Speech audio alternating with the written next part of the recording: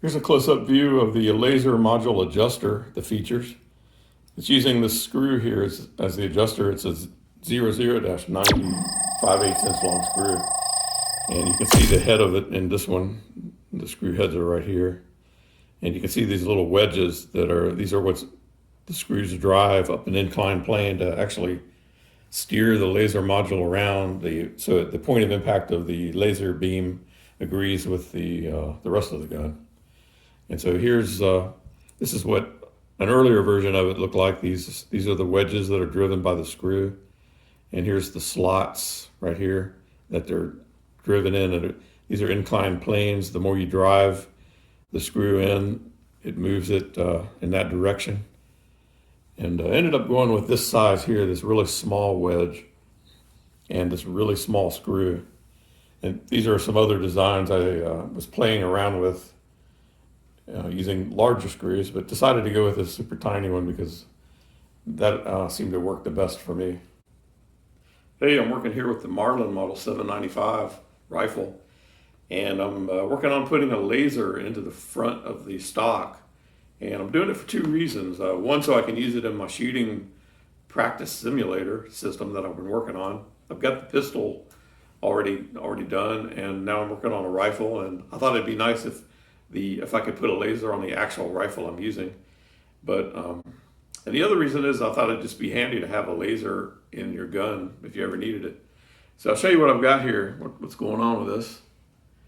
I'm using these laser modules here, 5 milliwatt.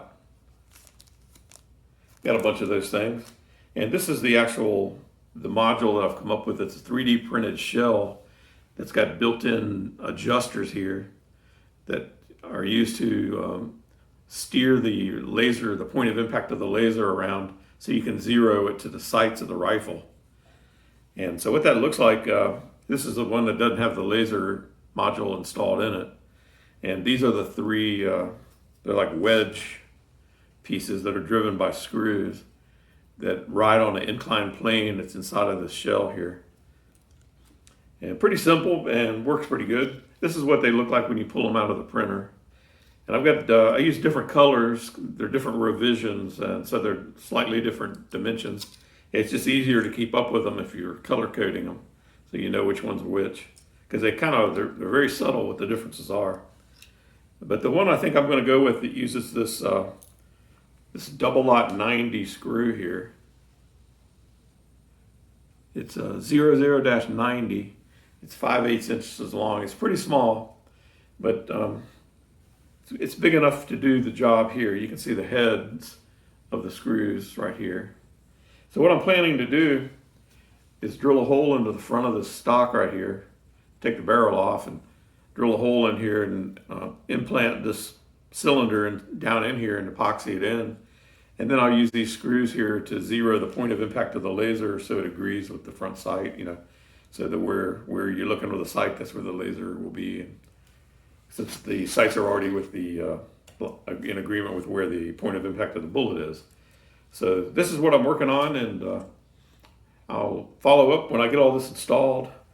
But the biggest hurdle was getting this little piece here where you could have some adjustability with the laser module, because you need to be able to zero it once you get it in there. And once this is in there, you won't really even notice it. I'm going to actually do it in black, and it'll have a cutout here where it'll match this curve of this grip here. So you won't really even notice it unless you happen to be looking down the barrel, and most people won't be doing that. So hope you enjoy the video, and thanks for watching. And I'll keep you posted on how it works out.